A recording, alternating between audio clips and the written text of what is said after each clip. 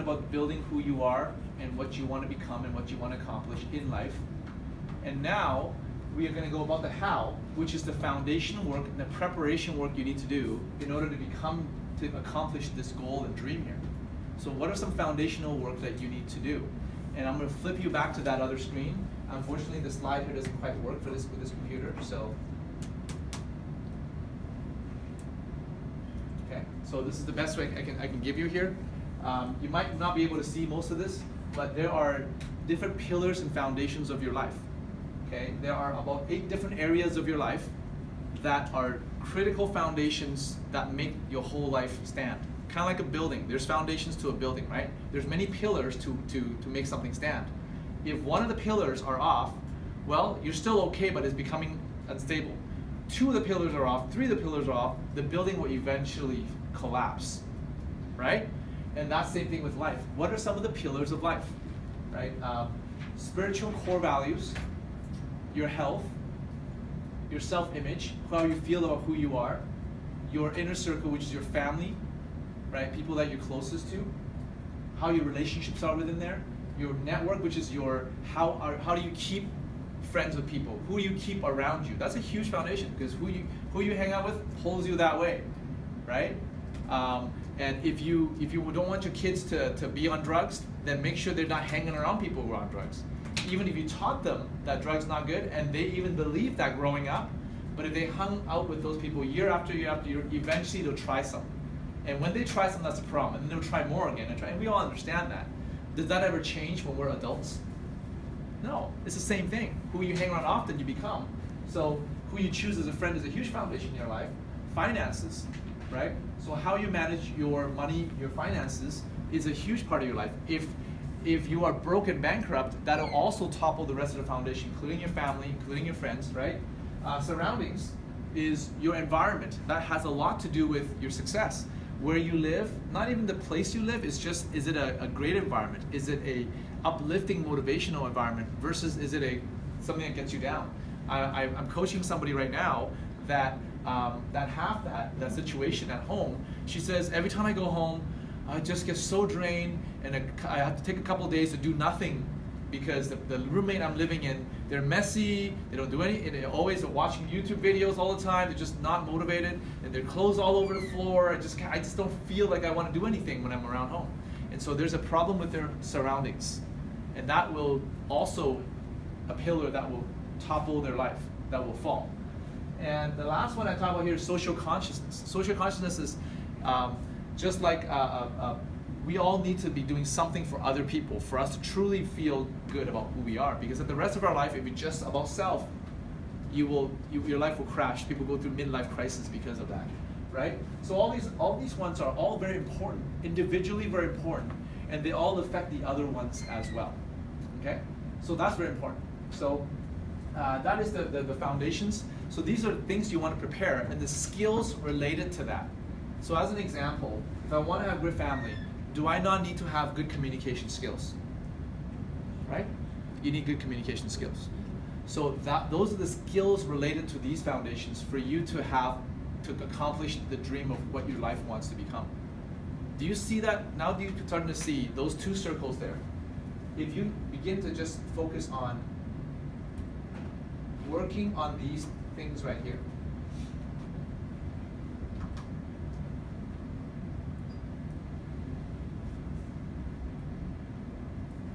If you work on these 2, the job that you're trying to find and the path that you're trying to find is the least of what you need to worry about, right?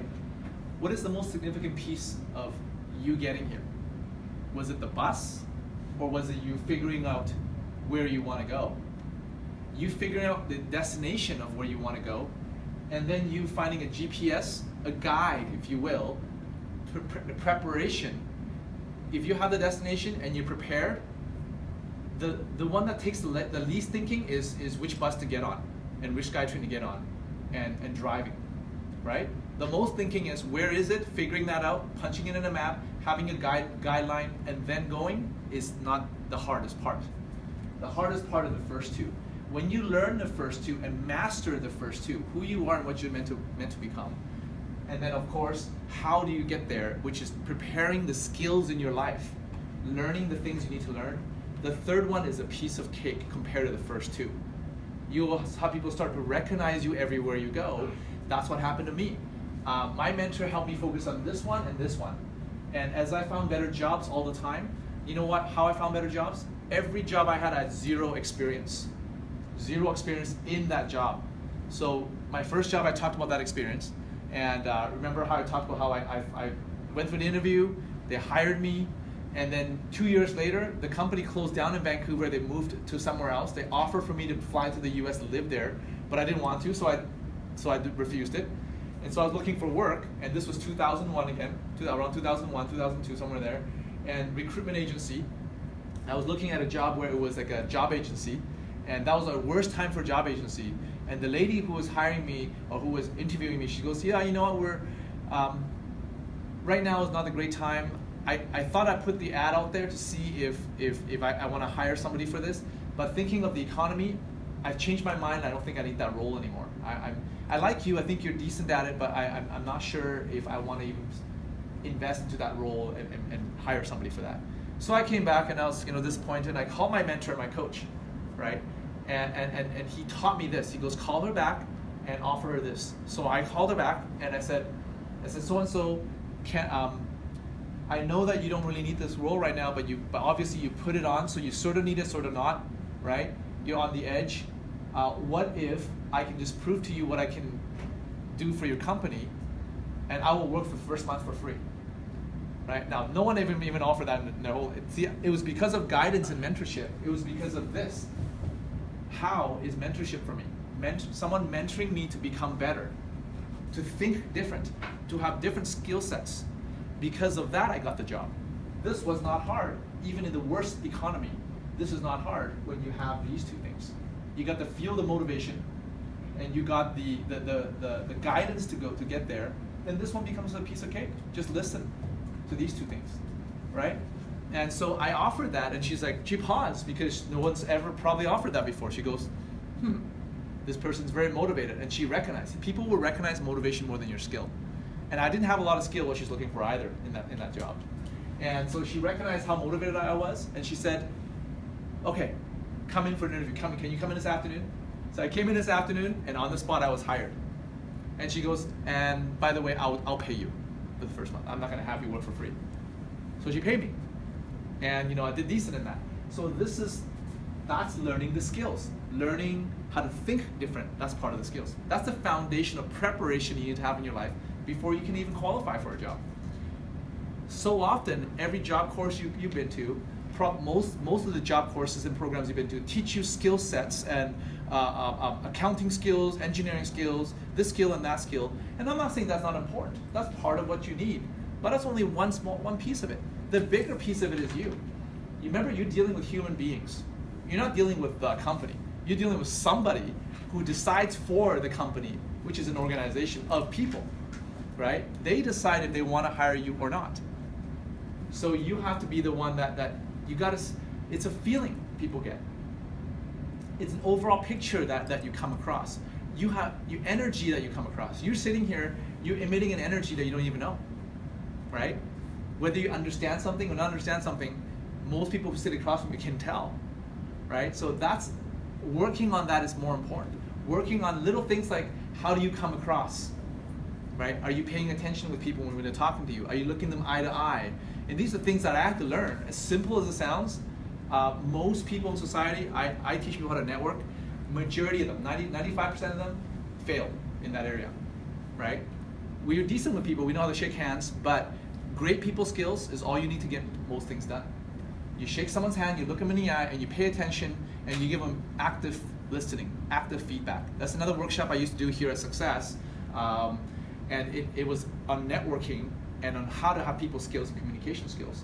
Those make all the difference in the world, right? There's a book called How to Win Friends and Influence People. Some of you probably heard of it. 100 million copies sold, translated into many different languages. Dale Carnegie. Toastmasters came out of Dale Carnegie Institute, right? So that book is very famous. It talks about this. There's a guy that was hired, right? Charles Schwab. He was hired in the steel industry. He didn't have the steel experience. He didn't have all that experience as a CEO. They hired him as a CEO, paid him $1 million a year back in 1930, right? And when people ask him, there's so many better people qualified, longer experience in the same company, in the same field. Why do they hire you? Because he was good with people. People liked him. People buy into him, and he had influence. Leadership is all about influencing people to do certain things. You don't necessarily need all the knowledge in the world. There are many things that you know today that I don't know standing up here, and I'm willing to learn from that, right? But to get things done in life, you don't have to know everything. That's not, most of the world taught us that you have to have knowledge. Well, I have access to knowledge. Most questions you'll ask me, I'll be like, I actually don't know that, but I know exactly where to find that. I have friends and I have people and guidance that can help me with that. So most important I learned is personal development through mentorship. That's the how, right? And your how might be different, but it has something to do with growing your skills and who you are. Those two are the most important, okay? Make sense? Again,